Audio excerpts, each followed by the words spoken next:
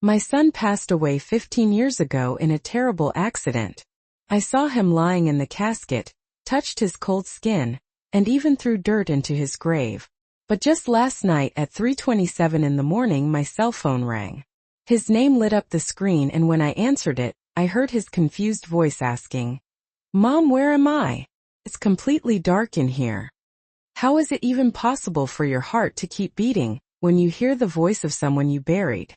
But before I get too far into the story, please make sure you're subscribed to the channel, and let me know in the comments where you're watching this video from. We love to know how far our stories are reaching. My name is Serenity Vaughn, and for the last 15 years I've been living with this gaping hole in my chest where my heart used to be.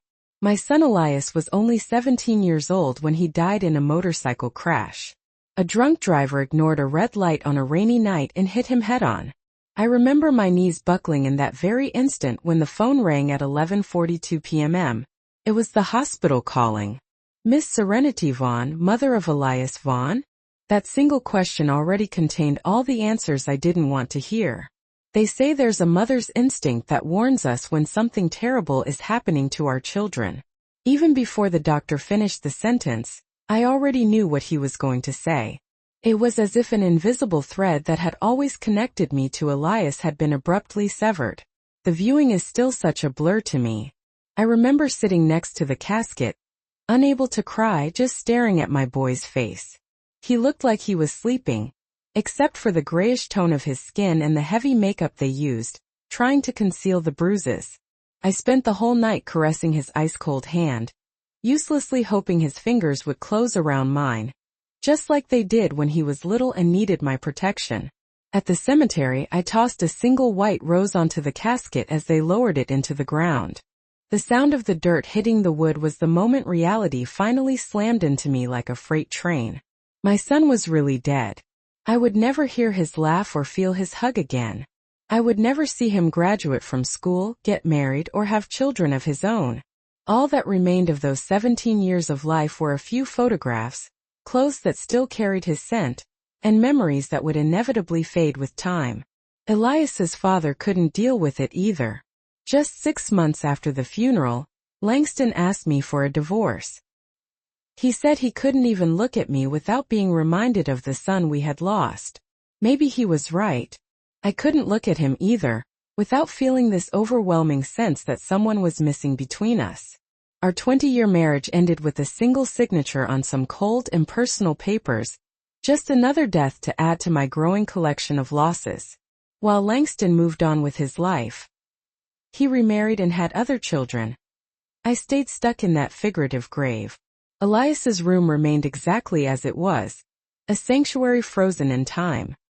His clothes were still hanging in the closet, his worn sneakers were still beside the bed, and his books were still on the shelf and scattered across the desk, along with the math homework he never finished. I just couldn't bring myself to get rid of any of it. Every object seemed to hold a small piece of him that I refused to lose. Every Sunday without fail, I visited his grave with fresh flowers. I cleaned the headstone, pulled the weeds, and talked to him as if he could still hear me. I told him about the little things that happened during the week, the trivial news of the world. Sometimes I brought a book and read aloud because Elias always loved it when I read to him before bed. People kept telling me to move on, as if it were somehow simple to leave behind the child who grew inside my womb, as if there were some kind of unspoken deadline for a mother's grief. I tried therapy, joined support groups, and even started taking antidepressants. But nothing healed that deep wound. I only learned to coexist with the pain, to carry it as a constant companion. For 15 long years, I kept Elias's cell phone number active. I paid the bill every month just so I could call occasionally and hear his voicemail message in that young teenage voice. "Hey, you've reached Elias.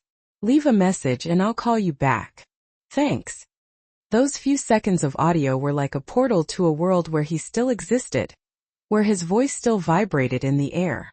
Maybe it was madness, but it was my way of keeping him alive. People moved on with their lives. His friends graduated from college, got married, and had kids. The world kept turning, even without Elias in it. I kept breathing, working as a kindergarten teacher, existing in this strange limbo between life and death. I wasn't truly alive, just existing out of inertia, counting the days until I could finally be reunited with my son again. That's when it happened, on a Wednesday, August 14th, exactly 15 years after the accident.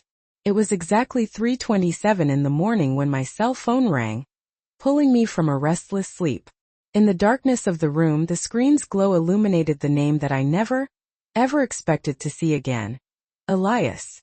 No, wait, it wasn't just Elias. It was "Do Not Answer," as I had renamed the contact years ago when I would call the number simply to hear that voicemail message. This time it was just Elias, as if someone had somehow restored the original contact information.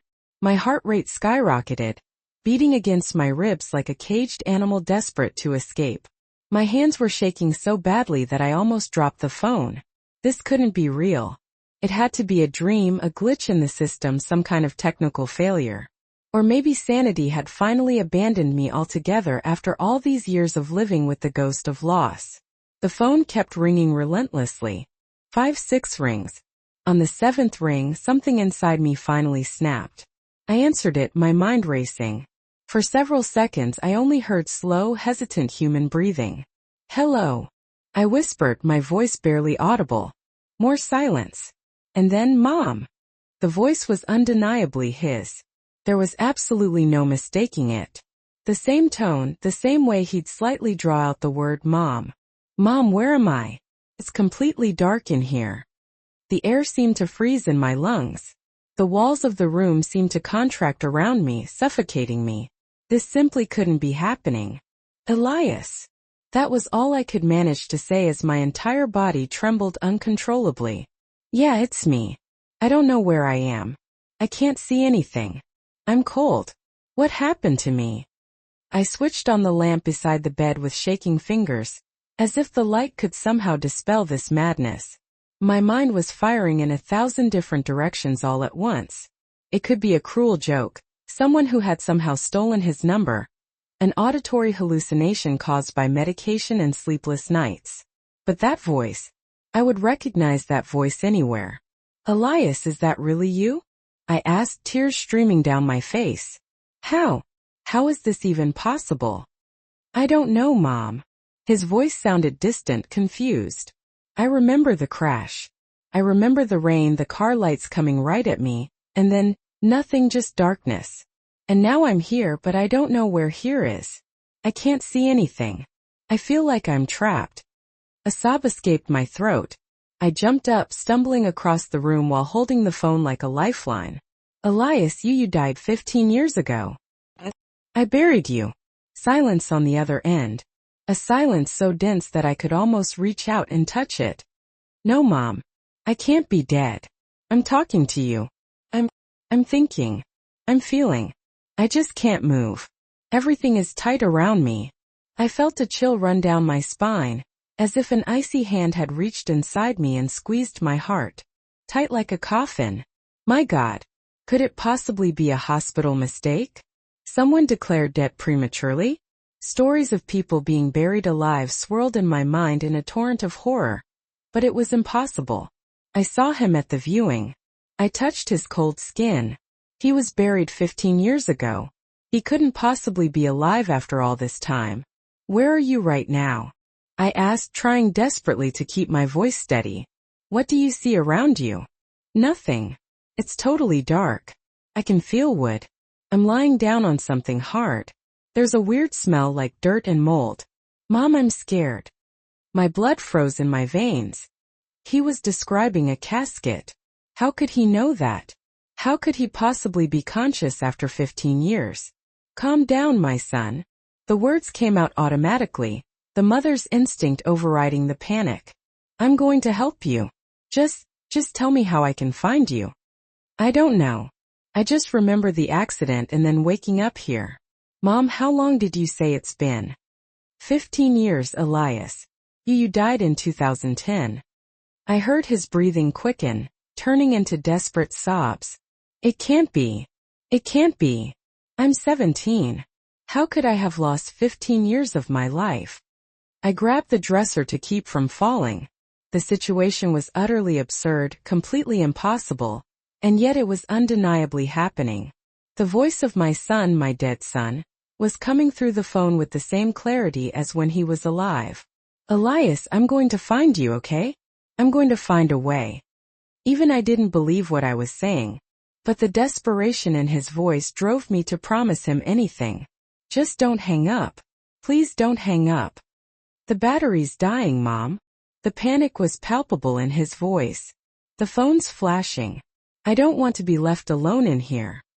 Wait, Elias, how are you calling me? Where did you even get a phone?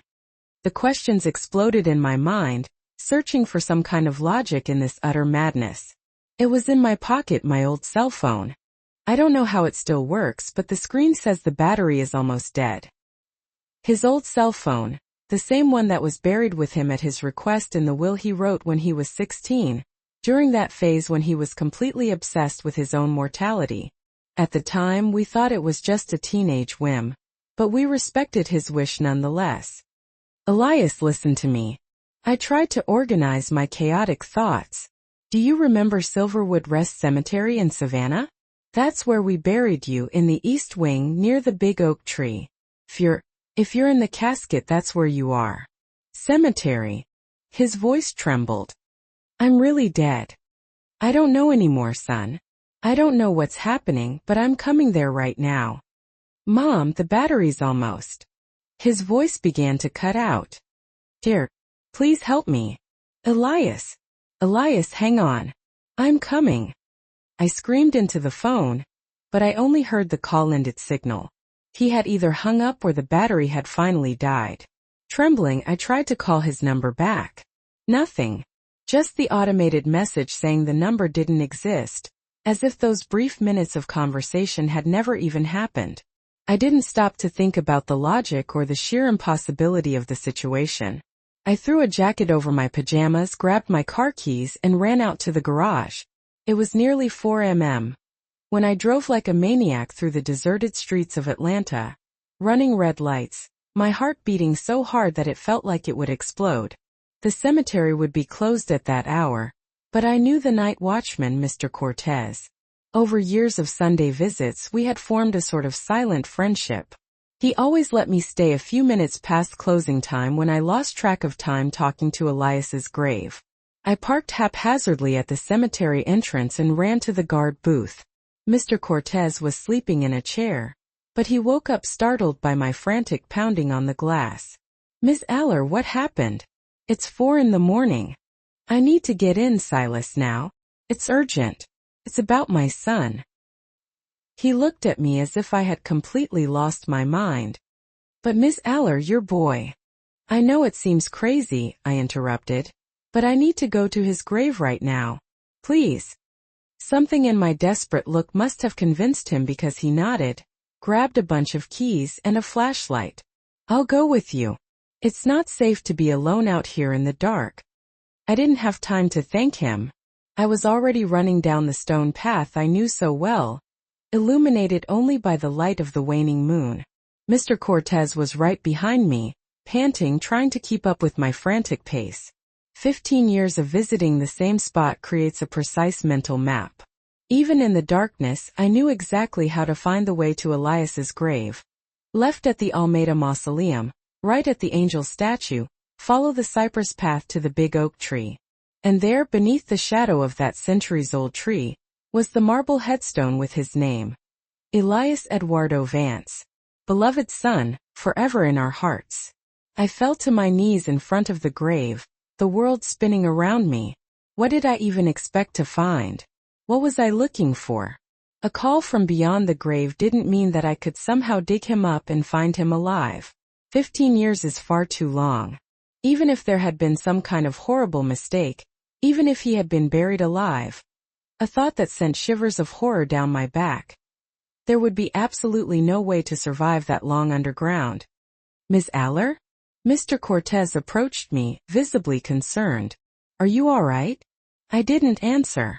My eyes were fixed on the earth over the grave, the firm, intact soil covered by a carpet of well-kept grass that I myself had planted years ago. There was no sign of disturbance, nothing to indicate that someone or something had emerged from there. He called me Silas, I murmured without taking my eyes off the grave. My Elias called me less than half an hour ago. The watchman placed a hand gently on my shoulder, his voice soft and soothing. Eller, you had a nightmare. It happens when we lose someone we love. It wasn't a dream, I screamed, pushing his hand away. I was awake. I answered the phone. It was his voice. I started scraping at the grass with my fingernails, trying to dig, to claw at the dirt with my bare hands. It was madness. I knew it.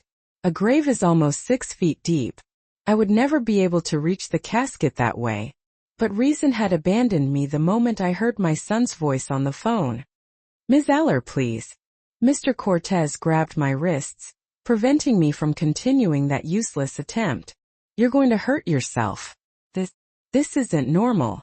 And then I broke down in tears, smearing my face with the dirt from my hands. He said it's dark. He said he's trapped. He's scared, Silas. I sobbed uncontrollably. How can I leave him like that? How? The watchman helped me up, supporting me as I trembled. I'm going to take you home. You're very upset. Tomorrow everything will look different. But I knew it wouldn't. Nothing would ever be the same after that phone call. If I couldn't dig up my son with my own bare hands, I needed to find another way to understand what was happening. His phone, I murmured as Mr. Cortez guided me out of the cemetery. It was with him in the casket. How could it possibly work after so many years? How could it even have any battery left? How could it possibly get a signal down there? The watchman didn't answer, probably thinking I was completely delirious. And maybe I was. Maybe the loneliness and the grief had finally corroded what was left of my sanity, and I was hallucinating, creating an alternative reality where my son could still somehow contact me. I drove home in a daze, my eyes fixed on the dark road ahead of me. Mr. Cortez insisted on following me in his car to make sure I got inside safely. I promised him that I would try to rest, that I would call my doctor in the morning. White lies to calm a good man who was worried about me. As soon as I closed the door behind me, I rushed to the phone and tried to call Elias's number again. Nothing. The same automated message that the number simply didn't exist. I tried 10-20 more times, always with the exact same result. I sat down at the kitchen table, shaking, trying desperately to organize my thoughts. I needed help. I needed someone who would believe me, or at least pretend to believe me while I figured out what was happening. Langston, Elias's father.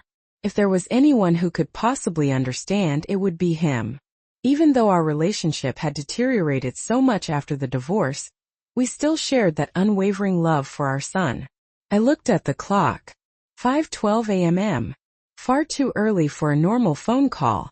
But this had long since stopped being a normal situation.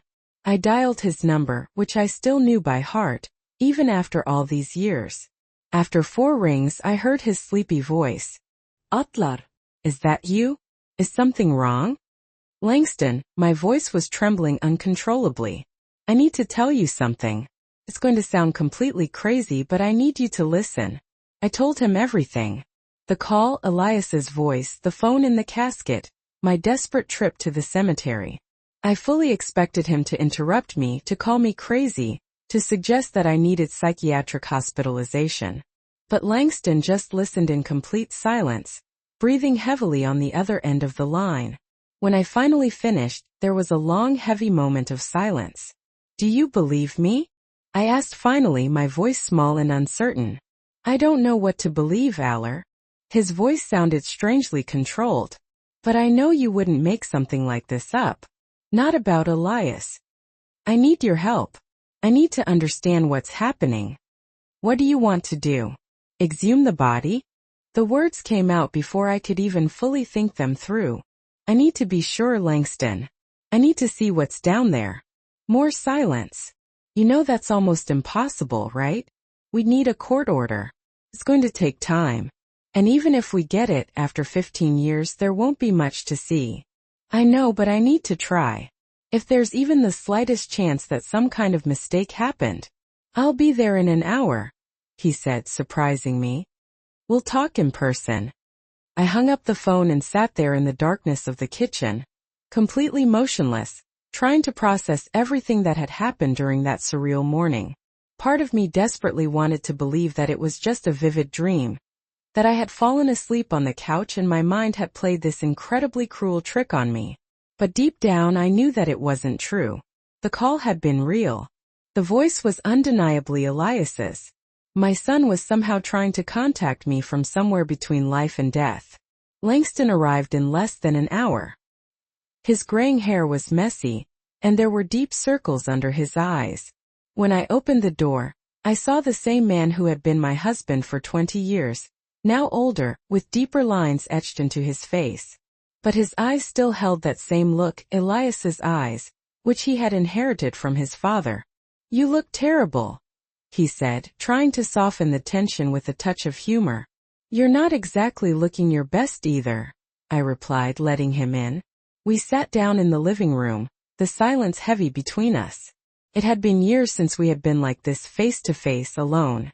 Our rare meetings after the divorce always happened in public places, often with his new wife and children present. "Tell me every single detail again," he asked, leaning forward with his elbows resting on his knees. I repeated the entire story, adding any details that I might have forgotten the first time. The exact tone of Elias's voice, his ragged breathing, the description of the darkness and the tight space. "The cell phone," Langston interrupted. "You said he has his cell phone in the casket?" "Yes, don't you remember? It was one of the requests in his will." Langston nodded slowly. "I remember that strange phase when he wrote down what he wanted to happen if he died. We certainly never imagined that he would actually die so young. It was an old Nokia, right? One of those indestructible ones." "Yes," I agreed, remembering the blue phone that Elias loved so much. But still, Langston, after 15 years underground, the battery wouldn't last that long. And how would he even get a signal down there? It just doesn't make any sense. "I agree," he said. "Unless?" "Unless what?" "Unless it's not really coming from the grave." Langston stood up, pacing restlessly around the living room.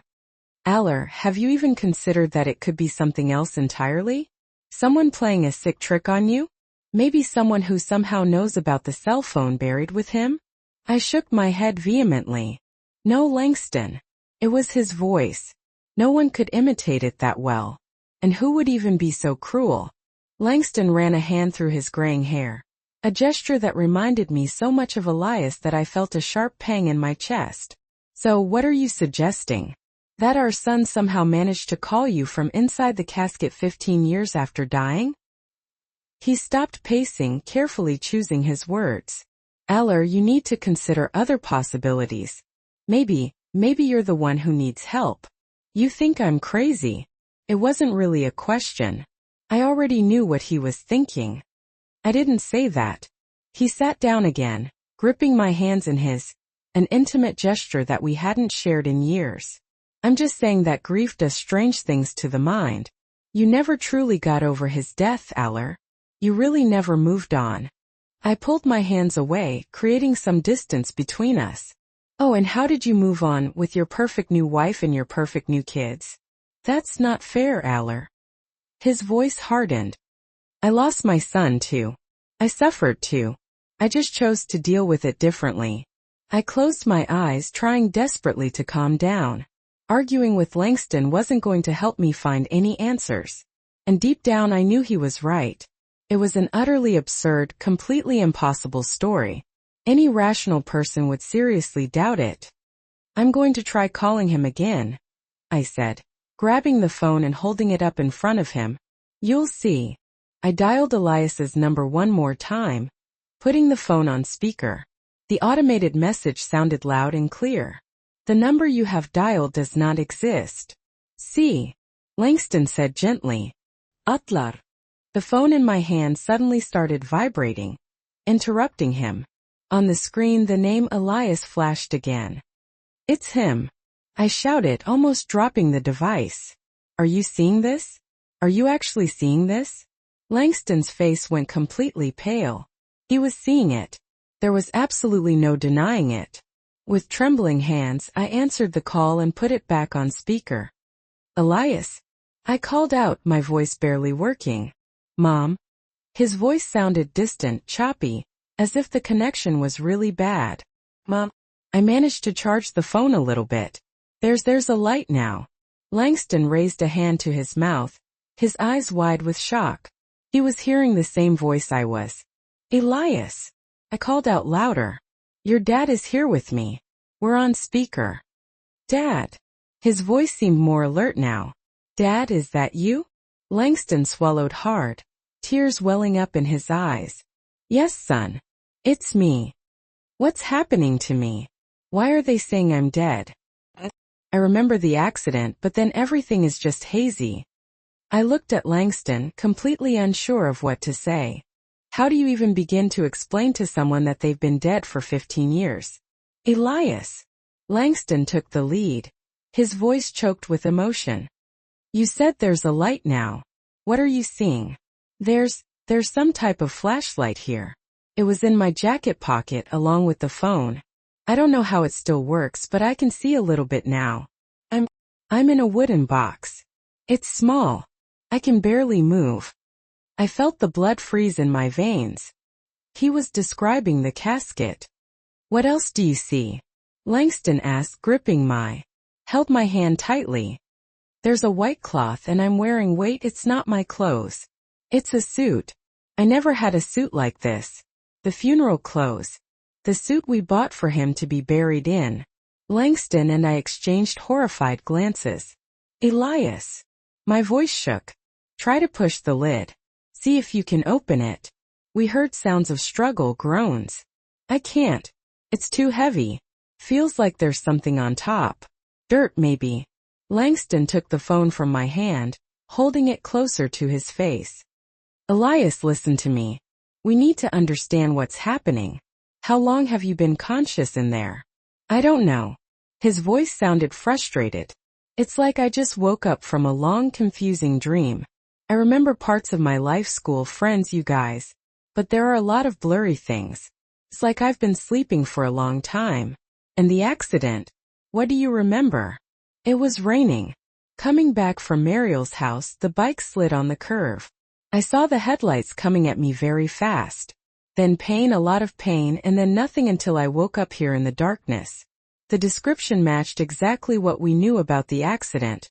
The police reports, the witness testimonies. Elias, I said, taking the phone back. What's the last date you remember? March 10th, 2010. A Wednesday, I had a physics test. Langston and I looked at each other again. March 10th, 2010, the day of the accident, exactly 15 years ago. And do you remember? I hesitated, not knowing how to ask. Do you remember dying? Silence on the other end, just his irregular breathing. I don't know. His voice was almost a whisper. Now I remember the pain. Then a feeling of floating, like I was being pulled upward. Bright lights, voices I didn't recognize, and then darkness until I woke up here. Mom, Dad, am I really dead? How do you answer that? How do you tell your own son that he did die? Was viewed, mourned, and buried? Elias, Langston said, taking over, sparing me from having to answer. Something very strange is happening. We need to investigate. Do you think you can maintain contact with us? How much battery does the phone still have? 30%, I think. I don't know how it's still working after. How long did you say? 15 years, I replied, my voice failing. It's 2025, son. My God.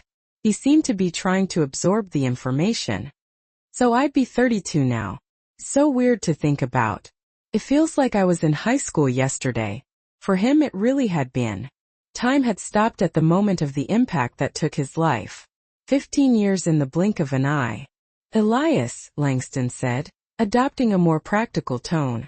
We need to find a way to verify all this, to understand what's happening. You said you have a flashlight. Can you look around? See if there's anything else with you in the casket? I'll try. We heard sounds of movement restricted by the small space. There are some dried flowers, a rosary, and an envelope. An envelope? I asked, surprised. What kind of envelope? It looks like a letter. It has my name written on it. The handwriting is yours, Mom. The letter? I had completely forgotten about it. The night before the funeral, I wrote a farewell letter to Elias and asked for it to be placed in the casket. A final message for my son. Words I didn't have a chance to say while he was alive. Can you open it? I asked, remembering the intimate and painful content of that letter written at the height of despair. Yeah, I'm opening it. My dearest Elias, he began reading aloud. If there's a world beyond this one, know that you're reading these words and feeling all the love your mom has for you. He continued reading, and every word was like a knife piercing my heart. Words written 15 years ago on a night of unbearable pain, now coming back to me in the voice of the son they were addressed to. And one day when my time comes we will be together again. Until then, I will love you and miss you with every breath. Your mom forever. His voice cracked as he finished reading. You wrote this for me. Yes, I confirmed, tears streaming freely down my face. The night before your funeral. So it's true. Elias's voice sounded defeated. I'm really dead, buried. But then how am I conscious? How am I talking to you? It was the question that tormented all of us. A question for which we had no answer. I don't know, son, Langston replied, putting an arm around my shoulders in a protective gesture that surprised me. But we're going to figure it out. I promise you we're not going to leave you alone in this.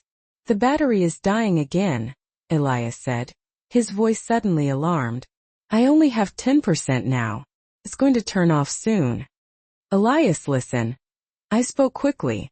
We're going to try to find out what's happening. We're going to find a way to help you. Just don't despair. It's okay. We're here. We're going to find you somehow. I'm scared, Mom. He whispered, suddenly sounding like the boy who used to run to my bed during thunderstorms. I'm scared of being left alone in the darkness when the battery dies. I'm scared you won't be able to find me. We're going to find you, I promised, even though I had no idea how to keep that promise. Just hang on. Try to save the battery. Only call if it's really important. Okay. He agreed, his voice weak. Dad, Mom, I love you. We love you too, son, we replied in unison, just like in the old days when he was little and we were tucking him in. The call ended abruptly. The phone screen went back to normal, as if nothing extraordinary had happened, but the tears in Langston's eyes confirmed that he had heard it, too. It wasn't a hallucination. It wasn't madness. Somehow, our son was contacting us from beyond the grave. What do we do now? I asked, wiping my tears with the back of my hand. Langston got up, pacing the room, his analytical engineer's brain clearly working overtime. We need to be methodical. First, establish the facts. What do we know for sure? We know Elias died 15 years ago. We know we buried him. We know that somehow he's conscious and managed to call us. And what does that mean? Langston rubbed his face, suddenly looking much older. It's impossible for him to be alive in the casket, not after 15 years. I know. I shivered at the thought of the implications. So what? Ghost? Restless soul? Some kind of residual consciousness? Langston had always been the more skeptical of us, a man of science who believed only in what he could see and touch. Seeing him now, considering supernatural possibilities, showed how much that call had affected him. I don't know, but I know we need help. He grabbed his phone. I'm calling Dr. Nehemiah. Dr. Nehemiah Lewis, Langston's best friend since college, a forensic pathologist who worked at the county morgue. Someone who would understand the scientific aspects of the situation. Do you think it's a good idea to involve more people? I questioned nervously. What if he thinks we're crazy? Dr. Nehemiah knows me well enough to know I wouldn't make something like this up. Langston was already dialing. We need someone who understands the science part. And also we're going to need some kind of authorization to exhume the body. The word exhumation made my stomach churn. The idea of digging up Elias, of seeing what was left of him after 15 years, was too disturbing. Do you really think we should do that? I asked, my voice low. Langston looked at me with a seriousness I hadn't seen in years. If that were you, trapped somewhere between life and death, wouldn't you want us to do everything in our power to help you? He was right. If there was any chance of helping our son, we needed to try. No matter how unsettling the idea was. Dr. Nehemiah left shortly after, promising to immediately start the process for the exhumation authorization.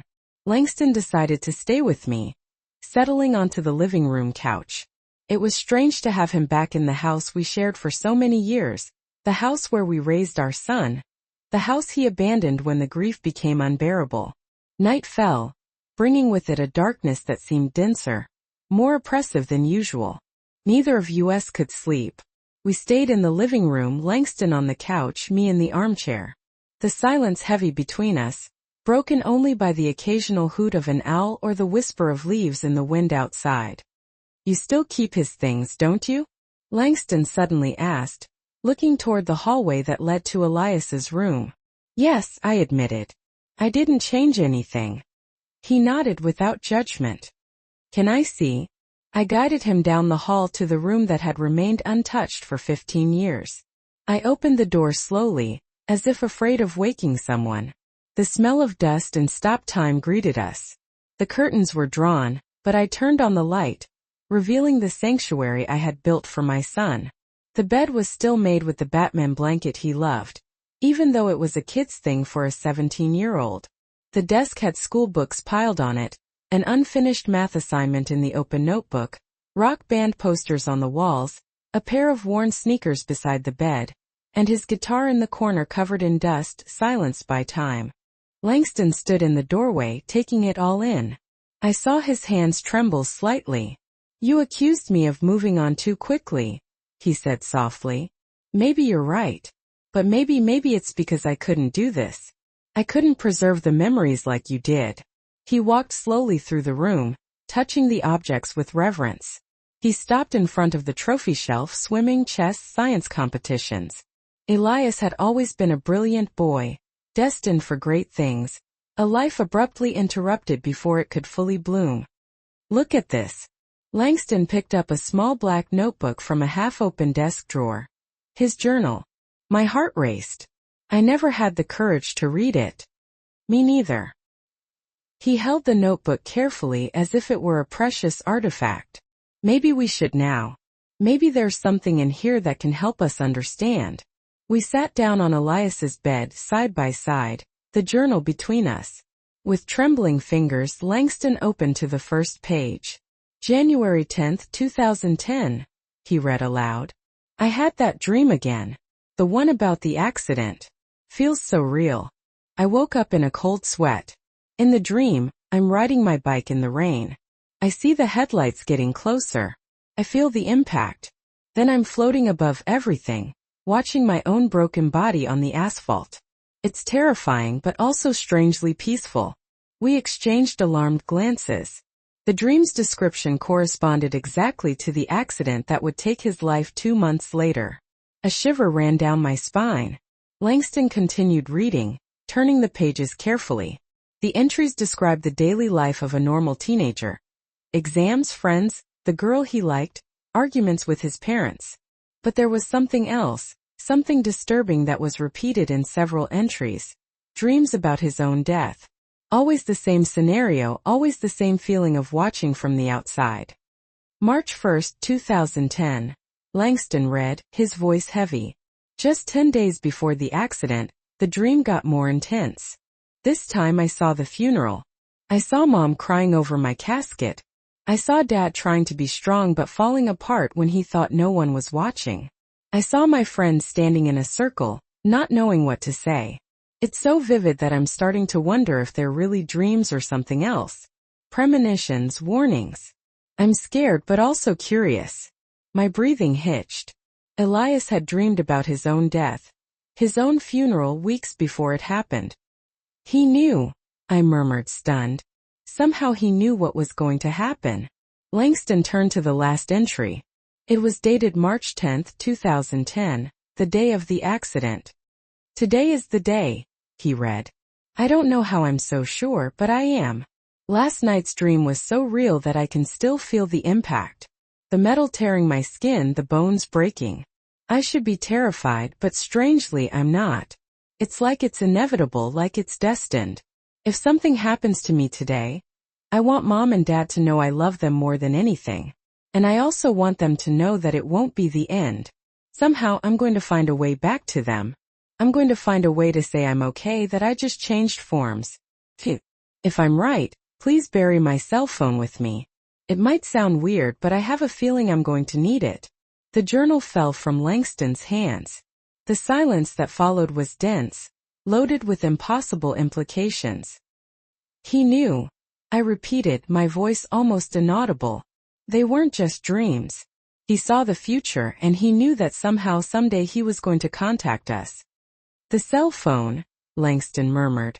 He asked to be buried with the phone because he knew he was going to use it to communicate with us. The understanding of what was happening began to form in our minds, still hazy, still incomplete, but with more defined contours. Elias had somehow foreseen his own death, had prepared for it, and now, 15 years later, he was fulfilling his promise to find a way back to us. As if responding to our thoughts, my cell phone rang. Elias's name flashed on the screen.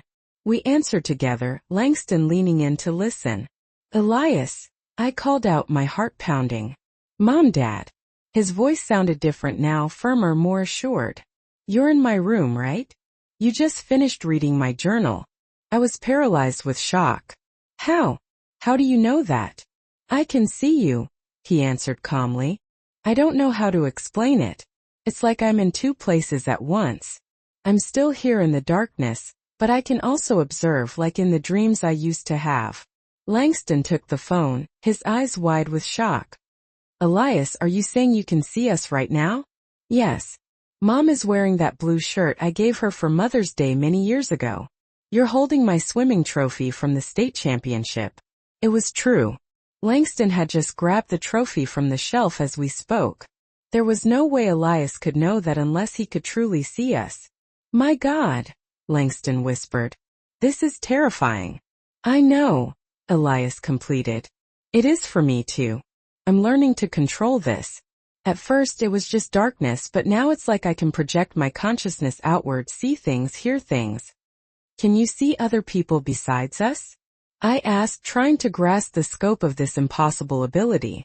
Yes, I can see Dr. Nehemiah at the precinct right now, filling out forms. You're processing the exhumation, aren't you? A shiver ran down my spine. How did he know about Dr. Nehemiah? How did he know about the exhumation? Elias, what's happening to you? Langston asked, his voice trembling. Are you dead? Alive? What? There was a pause before the answer. I don't know exactly. My body is here, but it's not alive in the normal sense. It's preserved somehow, as if time has stopped for it, but my consciousness is somewhere else, in many places at once. This is impossible, Langston murmured, the rational engineer struggling against the supernatural evidence. Many things are impossible until they happen, Elias replied. Mom always used to say that. Remember, it was true. It was one of my favorite sayings when Elias was little and said something was impossible. Son, I asked, trying to make sense of it all. Why now? Why wait 15 years to contact us? I didn't wait. His voice sounded almost surprised. For me, it was like waking up from a long sleep. I didn't realize so much time had passed. But now that I'm awake, I can feel time in a different way. I can see what I lost. I can see how much you suffered. And I can see that maybe I can return.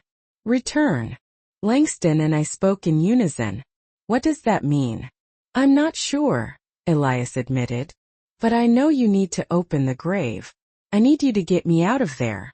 There's something that needs to be done. Something I can't explain yet, like an instinct. Langston and I looked at each other, scared and hopeful at the same time. The idea of Elias returning somehow was as impossible as it was wonderful. We're trying, son, Langston assured him.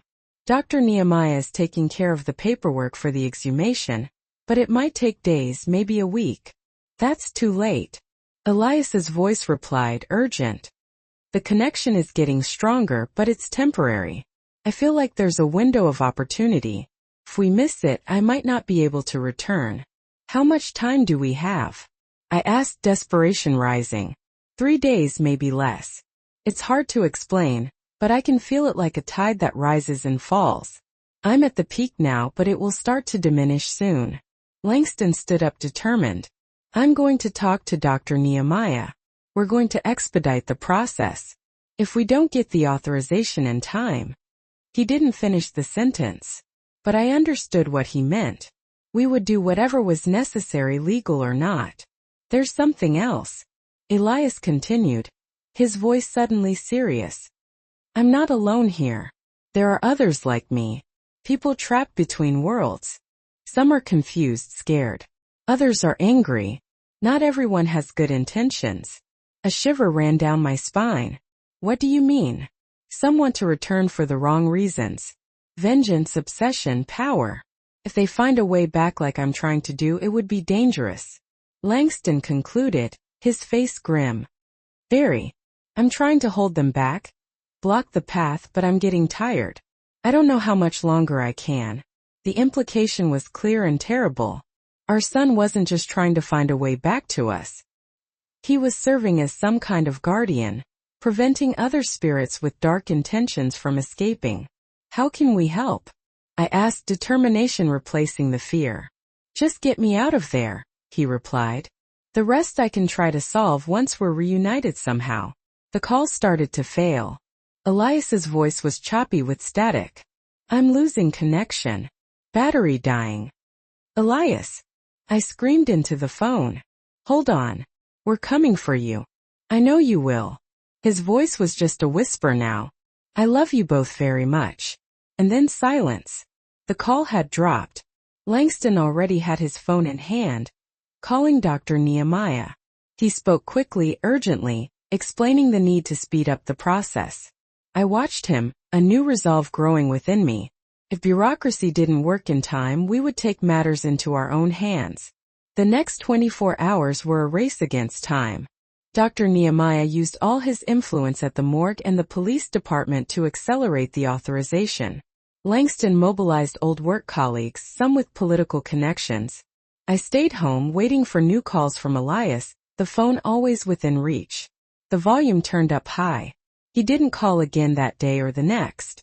Anxiety grew with every passing hour. Dr. Nehemiah assured us that the authorization would be issued within 48 hours, fast by bureaucratic standards, but still potentially too late, according to Elias's warning. On the morning of the third day, Langston and Dr. Nehemiah arrived with news. The authorization comes out this afternoon, Dr. Nehemiah explained, his face tired from lack of sleep. They scheduled the exhumation for tomorrow morning. That's too late, I replied, remembering Elias's warning. He said 3 days at most. Today is the third day. Langston and Dr. Nehemiah exchanged meaningful looks. We have an alternative plan. Langston spoke softly as if afraid of being overheard. It's not legal, but the cemetery watchman. Dr. Nehemiah completed. Mr. Cortez. He agreed to let us in tonight after closing. He'll bring the necessary equipment. We'll do everything discreetly. And then? I asked. Even if we manage to open the casket, what will we do? We can't just take whatever we find there. One step at a time, Langston replied. First, we need to see what's inside. Understand what Elias meant by return. We spent the day in a state of contained anxiety, preparing for the night. Dr. Nehemiah brought dark clothing for everyone, flashlights, and tools. Langston prepared the car with fake documents in case we were stopped by the police. I packed food, water, and blankets, acting more out of mother's instinct than logic. By 10 p.m., the cemetery had been closed for an hour. We drove there in silence, each lost in our own thoughts. Mr. Cortez was waiting for us at the back gate, his face grim but determined. I have everything ready, he said quietly. The tools are hidden near the grave. No one comes here at this hour, but we need to be fast and quiet. The cemetery at night was a completely different place. Shadows seemed to move between the graves, and the silence was broken only by the occasional hoot of an owl or the rustling of leaves in the wind. We followed Mr. Cortez along side paths, avoiding the main trails where the moonlight made us more visible. Elias's grave beneath the big oak tree seemed to be waiting for us. Beside it, hidden under bushes, was a small hydraulic shovel, the kind used for minor construction in confined spaces. I borrowed it from the maintenance crew, Mr. Cortez explained. It will save us hours of manual labor. Dr. Nehemiah and Langston immediately got to work, operating the small machine carefully to minimize noise. The soil over Elias's grave was compacted after 15 years, but the machine cut through it with surprising efficiency. I stood guard, my eyes alert for any movement, my ears sharp for any sound that didn't belong to the night. My cell phone was in my pocket, silent, but ready for any new contact attempt from Elias. After nearly an hour of work, the hydraulic shovel struck something solid. The sound of the machine hitting would made my heart jump. "The casket," Langston announced in a whisper. "Now we need to work by hand." The three men grabbed manual shovels and began carefully clearing the dirt around the casket, revealing its contours. I moved closer, unable to stay away at that crucial moment. The casket looked well preserved, protected by the dry soil. "It's a good casket," Mr. Cortez murmured. "Treated wood, sealed against moisture. Explains why it's so well preserved." When they finally cleared enough dirt to expose the entire lid, Langston and Dr. Nehemiah positioned themselves on either side. "Ready?" Langston asked, looking at each of us. I nodded, unable to speak. Dr. Nehemiah took a deep breath, preparing for whatever we might find. Mr. Cortez made the sign of the cross. Together, the two men lifted the casket. "Hand tightly. There's a white cloth and I'm wearing, hold on, this isn't my clothes. It's a full suit. I never owned a suit like this. It's gotta be the funeral clothes. The suit we picked out so he could be buried in it." Langston and I locked eyes, a wave of pure dread washing over us.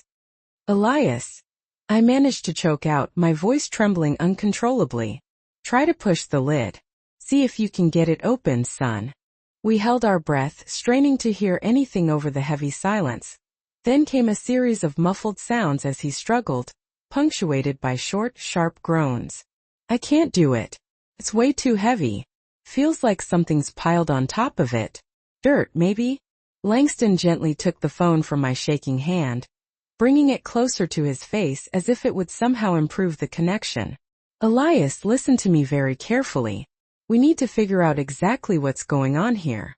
How long have you been awake in there? How long have you been conscious? I honestly don't know." His voice was laced with frustration and confusion. "It's like I just woke up from this really long messed up dream. I can remember bits and pieces of my life, school, hanging out with my friends, you guys. But a lot of it's just hazy. It's like I've been asleep for ages. And the accident. What do you remember about the accident?" "It was raining that night. I was heading home from Mariel's house, and my bike just slid out from under me on that curve. I saw these headlights coming right at me super fast. Then just pain. So much pain. And after that, nothing. Until I woke up here in the dark." His description was eerily accurate, matching every detail we knew about the accident from the official police reports and eyewitness accounts. Every word he spoke was like a punch to the gut, confirming the impossible. "Elias," I said, my voice thick with emotion as I took the phone back. "What's the last date you can remember clearly?" "March 10th, 2010. That Wednesday. I had a physics test that day, remember?" Langston and I exchanged another look, this time filled with a bone-chilling realization. March 10th, 2010. That was the day of the accident. Exactly 15 years ago. "And, do you remember?" I started, hesitating, unsure of how to even phrase the question. "Do you remember dying?" The line went silent for a long moment. All we could hear was his ragged, uneven breathing. I don't know." His voice was barely a whisper. "Now that I think about it, I can remember the pain. And then this feeling of floating like I was being pulled upwards. Real bright lights and voices I didn't recognize. Then, nothing but darkness until I woke up in here. Mom, Dad, am I really dead?" How do you even begin to answer a question like that? How do you break your own son's heart all over again by telling him that, yes, he did die, that he was mourned, viewed by friends and family, And buried in that very suit he was now describing? Elias, Langston interjected, taking control of the conversation and sparing me from having to say the unthinkable. Something incredibly strange is happening, son. We need to try and figure this out. Can you keep in touch with us? How much battery life does the phone still have? I think it's around 30%. I have no idea how it's even still working after. How long did you say it's been? 15 years, son. I managed to say, my voice barely audible. The year is 2025. Holy crap. You could practically hear the gears turning in his head as he tried to process the impossible information. So that would make me 32? It's just so weird to think about. It feels like I was just in high school yesterday. But for him it really had been just yesterday. Time had stood completely still, frozen at the precise moment of impact that ended his young life. 15 years compressed into a single devastating blink. Elias, Langston said, his voice firm and practical. We need to find some way to verify all of this, so we can understand what we're dealing with here. You said you had a flashlight with you. Can you try to look around? See if there's anything else in the coffin with you? Okay, I'll try. We listened intently as we heard the sounds of him moving around in the cramped space, his movements restricted by the confines of the casket. Okay, there's some dried up flowers, a rosary, and an envelope. An envelope? I asked, my voice filled with surprise. What kind of envelope? It looks like a letter. And it's got my name written on it. I recognize the handwriting. It's yours, Mom. The letter.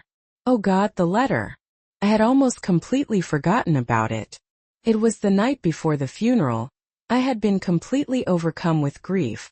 I had written a farewell letter to Elias, pouring out all my love, all my regret, all the words I never got to say while he was still alive. I had asked for it to be placed in the casket with him. My last message to my precious son. Can you open it, honey? I asked, my voice trembling as I suddenly remembered the intensely personal and painful contents of that letter, penned in the depths of my despair. Yeah, I'm opening it now. Okay, here we go. My dearest Elias, he began reading aloud, his voice wavering slightly. If there's a world beyond this one, please know that you're reading these words and feeling all the love that your mom has for you. Each word he read was like a shard of glass, slowly and deliberately cutting into my heart. Those words, written 15 years ago on a night filled with such unbearable pain, were now being spoken back to me by the very son to whom they were addressed. The ache in my chest was almost unbearable. And one day when my time comes, we will be together again. Until then, I will love you and miss you with every single breath I take. Your mom forever. His voice broke completely as he finished reading the final line. You wrote this for me? Yes, baby, I confirmed through my tears, which were now streaming uncontrollably down my face. I wrote it the night before your funeral. So it's really true.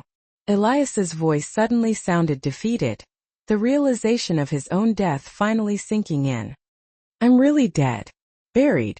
But then, how is this even possible? How am I conscious? How am I talking to you right now? That was the question that had been tormenting all three of us since the moment we received that impossible phone call. A question that we had absolutely no answer for.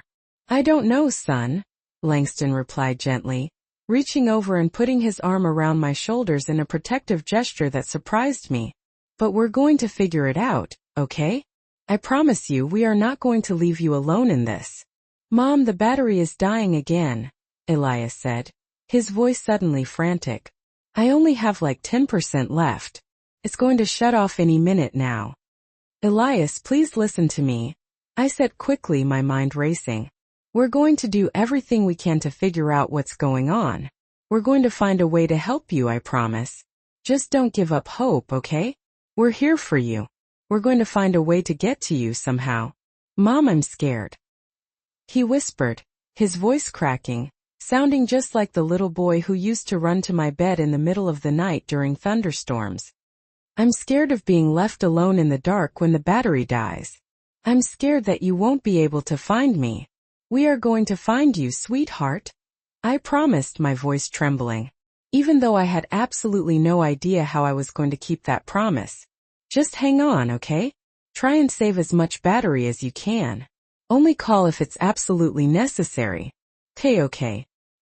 He agreed, his voice weak and shaky. Dad, Mom, I love you both so much. We love you too, son, we replied in perfect unison, just like we always did in the old days when he was little and we were tucking him into bed. The call was cut off abruptly, the phone screen going black as the battery finally gave out.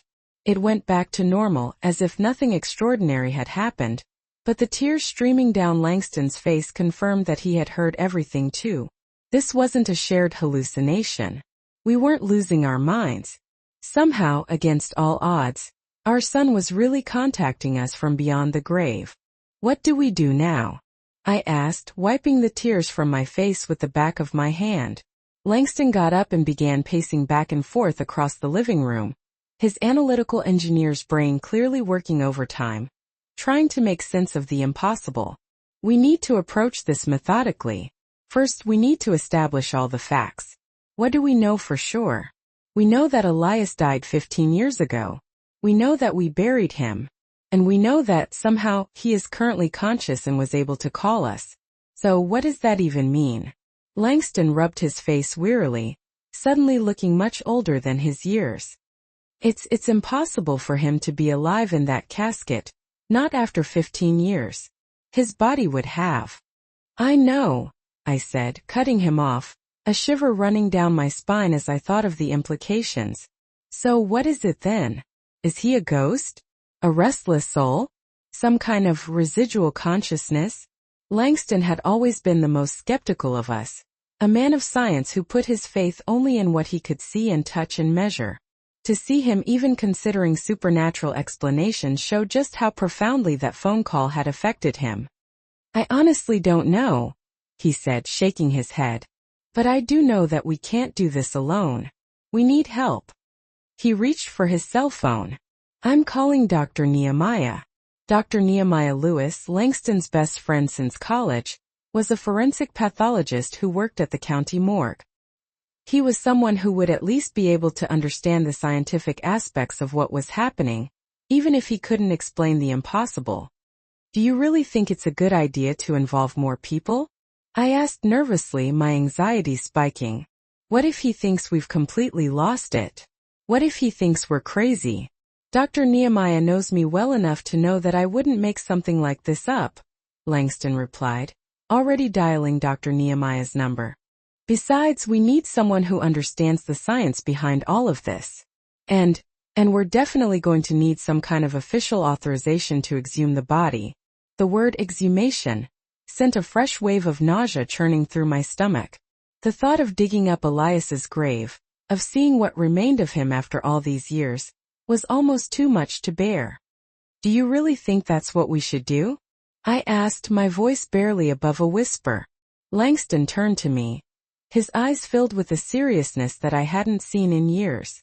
The moment we pried the lid off, the smell that wafted out wasn't the stench of decay we had braced ourselves for. Instead, it was a peculiar, almost medicinal aroma. A gentle bluish light spilled from within, illuminating our stunned faces. I shoved past the others to get a look. Absolutely nothing could have prepared me for the sight that awaited. There was Elias, his body in perfect condition, appearing as if he'd been laid to rest just yesterday. No signs of decomposition, no hint of the 15 years that had slipped by. He looked peaceful, like he was merely asleep. He was dressed in the same dark suit he wore at the funeral, his hands folded across his chest. And beneath them, glowing with that strange bluish light, was his old cell phone. My God, Dr. Nehemiah breathed, the scientist in him grappling to make sense of the impossible scene before his eyes. This can't be real. There should only be bones. Langston extended a shaky hand, gently touching our son's face. He's warm. Not cold like a corpse, not hot like a living person, just warm. The sight was so unreal, so beyond the realm of logic and science, that for a moment we were all paralyzed. It was as if time itself had been suspended within that casket, preserving Elias exactly as he was on the day of his funeral. Slowly I reached out and touched his face. His skin was firm, supple like a living person's, yet there was no pulse, no visible breathing. Just that strange in-between temperature. Neither alive nor dead. "The phone," I pointed out. "It's glowing." And it was true. The little blue Nokia beneath his hands was emitting that otherworldly light, casting its glow across the inside of the casket. As I leaned closer to touch it, the screen flickered to life, displaying a message. "Get me out of here. Take me home. I have little time." We didn't hesitate for a second. Langston and Dr. Nehemiah, with Mr. Cortez's help, carefully lifted Elias's body from the casket. He was lighter than he should have been, as if the matter of his body had been partially replaced by something less dense, less physical. Together, we wrapped Elias in the blanket I had brought, and carried him back to the car. The cell phone in his hand continued to glow, now pulsing like a heartbeat, the rhythm growing faster as we drove away from the cemetery. No one spoke during the ride. What could we possibly say when confronted with something so completely beyond our understanding? We decided to take him to my house, the house where he grew up, the last place he called home. Just felt right. Dr. Nehemiah and Mr. Cortez helped us carry him inside, gently placing him on his own bed, in the room that had remained untouched for 15 years. "I've never seen anything like it in my entire career," Dr. Nehemiah murmured, still examining Elias's still body. "There are no conventional vital signs, but there's also no rigor mortis or any sign of decomposition. It's like he's in a completely different state of matter." The cell phone in Elias's hand flashed again, displaying a new message. Water, sunlight, music. We looked at each other, confused, until it finally clicked. He's telling us what he needs. I quickly grabbed a glass of water and held it to his lips. To our astonishment, he seemed to absorb the liquid, even though there was no movement in his throat. I threw open the curtains, allowing the light of the rising sun to wash over his face. Langston found the old radio on the nightstand and tuned it to a station playing classical music, the kind Elias had always loved. The phone flashed again. "Thank you. Now I need to rest tomorrow." Dr. Nehemiah and Mr. Cortez left shortly after, promising to return in the morning. Both swore to keep what they had witnessed a secret. Langston and I stayed in Elias's room, one on each side of the bed, watching our son in his impossible state, neither alive nor dead. "What happens now?" I whispered, holding Elias's inert but strangely warm hand. Langston shook his head. "I don't know. We're in uncharted territory. But he asked us to bring him home and we did. Now we need to trust him." We spent the night in silent vigil. At some point, I drifted off to sleep in the chair beside the bed. I dreamt of Elias, not the teenager I had lost, but a grown man as he would have been if he had lived. In the dream he smiled and said, "It's almost time, Mom. Just a little longer." I woke up at dawn to a strange humming sound filling the room. Langston had also woken up, looking around, bewildered. The source of the sound was Elias's cell phone, which was now glowing intensely, the bluish light pulsing at an increasingly rapid pace. Slowly, almost imperceptibly at first, Elias's body began to change. The skin, which had been deathly pale, was gaining color. The previously rigid fingers twitched slightly. The eyes, closed for 15 years, trembled beneath the lids as if in a deep sleep. "Langston," I whispered, grabbing his hand. "Something is happening." The humming grew louder, almost unbearable. The light from the cell phone expanded, enveloping Elias's entire body in a cocoon of light. For a terrifying moment, I thought he might be disintegrating, vanishing before our very eyes. But then I realized he was transforming. The teenage face softened, the contours subtly shifting, aging. The body beneath the funeral suit seemed to fill out, gaining mass and height. It was like watching 15 years pass in a matter of minutes. Time was reclaiming its normal course, accelerated. And then, as suddenly as it began, everything stopped. The humming ceased. The light retreated into the cell phone before turning off completely. The room returned to normal, illuminated only by the rising sun. Elias opened his eyes. They were no longer the eyes of a 17-year-old boy, but the eyes of a 32-year-old man, the age he would be now. His face had changed, matured, though it was still unmistakably him. His body had grown, making the funeral suit tight in the shoulders and short at the wrists. "Mom!" His voice was deeper, more resonant. "Dad!" We rushed to embrace him, tears streaming down our faces. It was impossible. It was a miracle. It was our son returning from the dead, not as a ghost or a zombie, but as a living, whole man who seemed to have lived every one of the 15 years he had lost. "How?" That was all Langston could manage to say, holding Elias's face in his hands, examining him with tear-filled eyes. Elias smiled, an adult smile with fine lines at the corners of his eyes that hadn't been there before. "It's complicated. I don't fully understand it myself. Time works differently on the other side," he continued. "It's not linear like it is here. I lived many lives there. I learned things. I grew.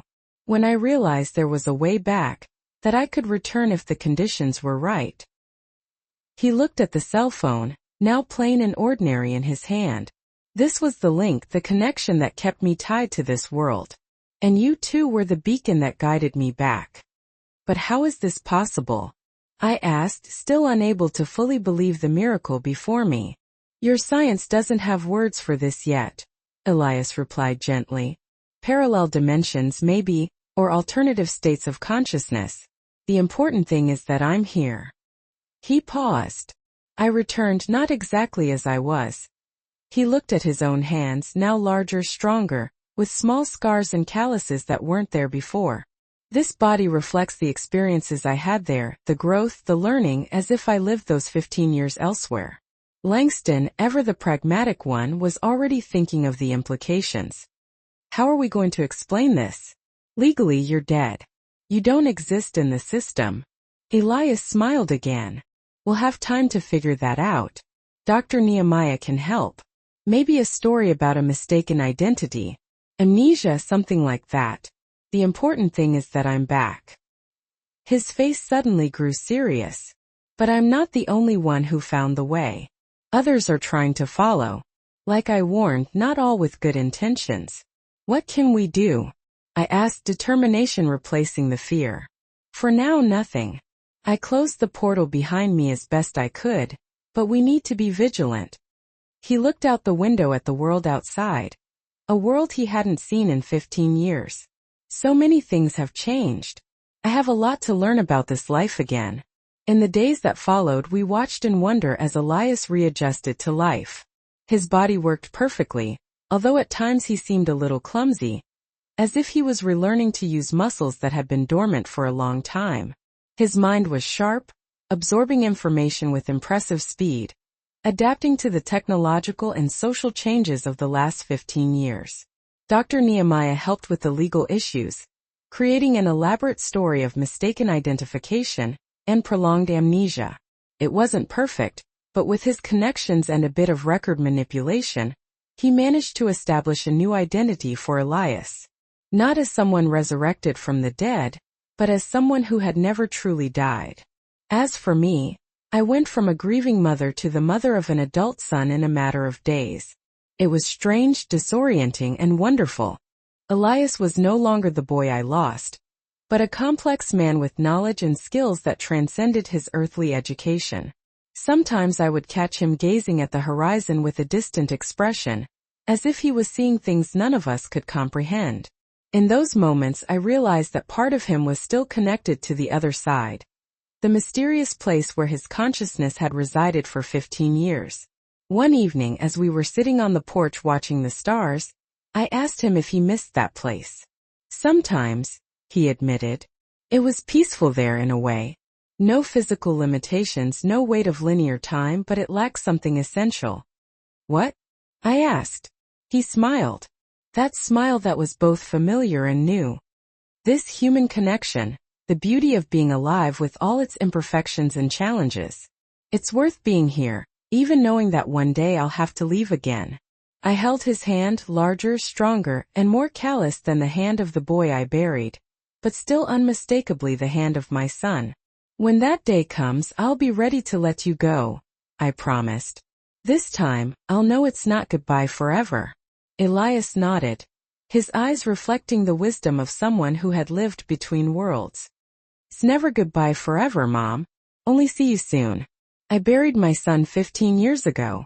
I visited his grave religiously every Sunday.